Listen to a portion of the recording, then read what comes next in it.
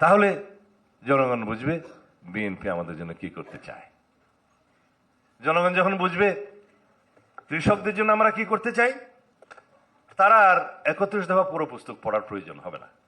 সেটা বুদ্ধিভিত্তিক তখন চর্চা হবে। যারা পড়ুয়া ছেলেপেলে, যারা কলেজ স্টুডেন্ট, যারা শিক্ষিত সমাজ, তারা 31 দফার পুরোটা পড়বে। কিন্তু যারা পুরো জনগোষ্ঠীর মধ্যে প্রায় অর্ধেক জনগোষ্ঠী যারা জানতে চাইবে যে সোজা সাপটা বলো, শর্টকাট বলো কি চাই, আমরা বলবো ফ্যামিলি কার্ড দেব।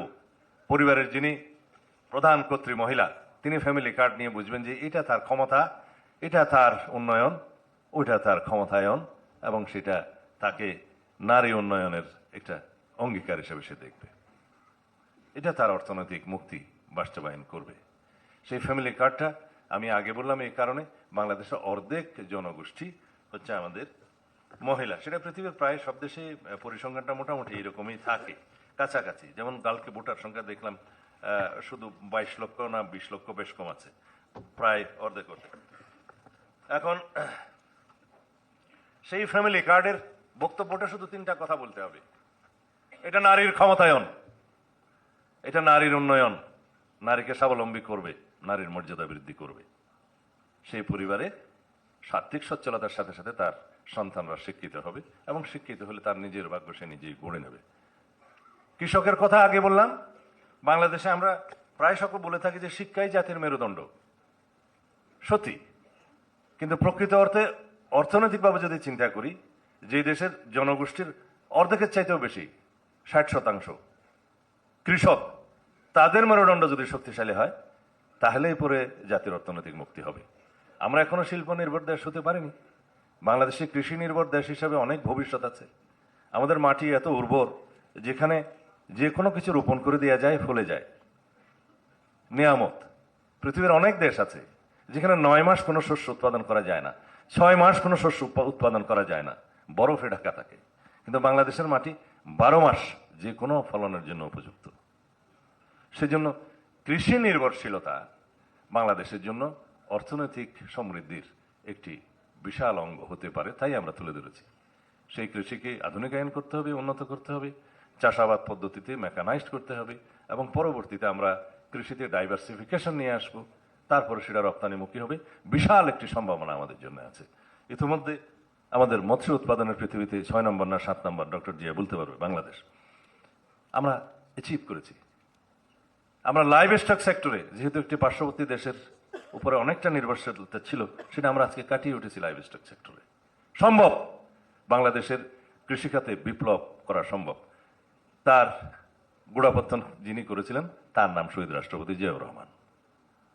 কিভাবে বাংলাদেশে খাদ্য স্বয়ং সম্পূর্ণ করার জন্য তিনি দেখলেন ইরিগেশন যদি আমরা চালু করতে পারি, খাল খননের মধ্য দিয়ে, পরিবেশ বাঁচবে, ভারসাম্য রক্ষা হবে পরিবেশের, কৃষি উৎপাদন বাড়বে, কৃষকের শক্তি বাড়বে, অর্থনৈতিক ভিত্তি বাড়বে, দেশ খাদ্য স্বয়ং সম্পূর্ণ হবে। তিনি প্রমাণ করে দিয়ে গিয়েছিলেন, এবং নামমাত্র হলেও তিনি বাংলাদেশ থেকে চাউল রপ্তানি করেছিলেন। মনে আছে আপনাদের? তোমাদের মনে থাকার কথা না, সেই বয়স ছিল না, কিন্তু সেটা পৃথিবীতে একটা উদাহরণ সৃষ্টির মতো বিষয় ছিল। যাই হোক, আমরা যে বিষয়গুলো এখানে অ্যাড্রেস করেছি 31 দফার নির্যাস হিসাবে জনগণের কাছে সহজে উপস্থাপনের জন্য, তার মধ্যে হচ্ছে কৃষক কার্ড, ফ্যামিলি কার্ড, স্বাস্থ্য কার্ড, আরেকটা কি শিক্ষা, তারপর অন্য বিষয়গুলো আমরা পরিকল্পনা হিসেবে উপস্থাপন করছি, কার্ড হিসাবে নয়। স্বাস্থ্যের বিষয়টা যারা এখানে প্রশিক্ষক তারা বিস্তারিত বলবেন, ডক্টর জিয়া বলবেন, আরো অনেকে বলবেন। একজন মানুষকে যদি আমরা বলতে পারি এই আপনার স্বাস্থ্য কার্ড, এটা থাকলে আপনি অবশ্যই ডাক্তারের কাছে গেলে, হাসপাতালে গেছে আপনি চিকিৎসা পাবেন, আপনাকে চিকিৎসা দিতে বাধ্য। এবং বাংলাদেশে কোনো মানুষ, কোনো সিটিজেন, কোনো নাগরিক বিনা চিকিৎসায় যাতে মৃত্যুবরণ না করে, সেটার গ্যারান্টি হচ্ছে এই স্বাস্থ্য কার্ড। এইভাবে বুঝাবেন যে এই হেলথ কার্ড থাকলে আপনি বিনা চিকিৎসায় থাকবেন না, বিনা চিকিৎসায় কোনো নাগরিকের মৃত্যু হতে পারবে না। সেই জন্য আমরা জাতীয় স্বাস্থ্য নীতি প্রণয়ন করেছি, সবার জন্য স্বাস্থ্য। আমরা সেটা উন্নত বিশ্বের কিছু উদাহরণ সামনে রেখেছিলাম। যুক্তরাজ্যের ন্যাশনাল হেলথ সার্ভিস বলে বোধ হয়, ন্যাশনাল হেলথ NHS, তার আদলে আমরা করার চেষ্টা করেছি। তো যেহেতু আমাদের জনগোষ্ঠীর মধ্যে প্রায় অর্ধেক জনগোষ্ঠীকে এই ভাষায় বোঝাতে হবে, সিম্বলিক বোঝাতে হবে, সেই জন্য হচ্ছে তোমাদের এই প্রশিক্ষণ অথবা আলোচনা অথবা মতবিনিময় সভা, যেটার মধ্য দিয়ে তোমরা হবে master of the masters, trainer of the trainers. এখান থেকে বাকি সবাইকে ডিসেমিনেট করতে হবে। প্রথমে আমাদের এই প্রোগ্রাম আমরা থ্রু করলাম, এটাকে বলা হয় ডিস্ট্রিবিউশন। তারপরে আমরা আমাদের আইডিয়াসগুলো আলোচনার মাধ্যমে ডিসেমিনেট করলাম, পরস্পরকে সরবরাহ করলাম। এরপরে যেটা হবে সেটা হবে পাবলিক কমিউনিকেশন, জনগণের সাথে কথা বলে জনগণের মধ্যে সেই কমিউনিকেশনটা সৃষ্টি করা, মত বিনিময় করা। যেহেতু সবাই ছাত্র, সেই জন্য শিক্ষকের মতো কথা বলছি। যদি সবাই অন্যরকম অডিয়েন্স হতো তাহলে সেই ভাষায় বলতাম। আমি এখন কিছু কথা বলতে চাই, যেটা প্রশিক্ষণ তো সবাই দিবে এখানে যারা প্রশিক্ষক, যেটা রাজনৈতিক বক্তব্য